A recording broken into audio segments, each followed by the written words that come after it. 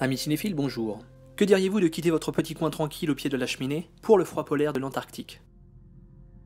Film avant-gardiste pour son époque, du réalisateur iconoclaste John Carpenter.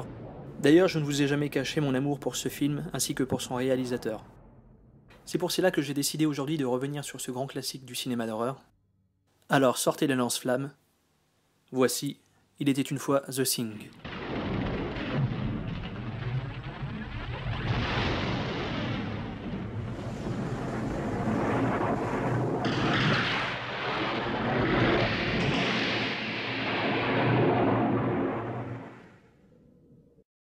Sorti en été 82, je n'ai pu, faute d'être né en 87, le découvrir qu'au début des années 90.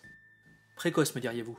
C'est bien vrai, mais il m'aura fallu cependant encore quelques années pour mettre la main dessus en VHS, à la belle époque des vidéoclubs, afin de revoir ce film avec la maturité suffisante et en apprécier toute la profondeur.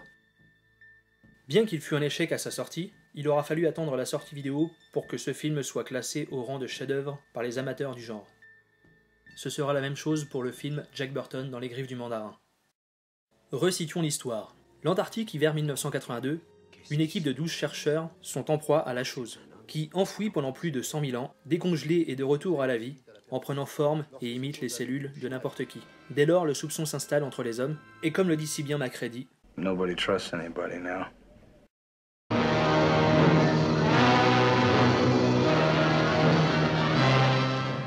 The Thing from Another World.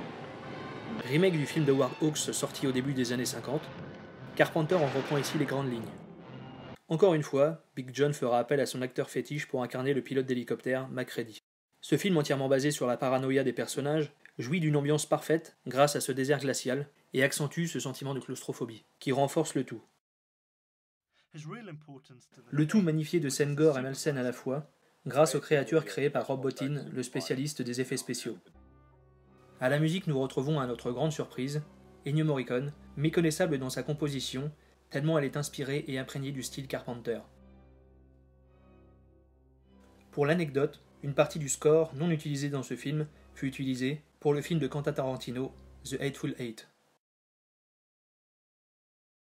À l'heure où je vous parle, où n'importe quel film d'épouvante devient culte pour cette nouvelle génération perdue, redécouvrir The Thing vous fera comprendre ce qu'est vraiment un film de genre et qui plus est intemporel, et dont l'influence s'est construite patiemment avec le temps.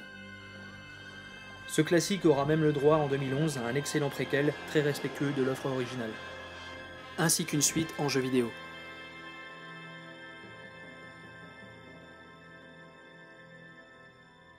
Voilà, c'est tout pour aujourd'hui.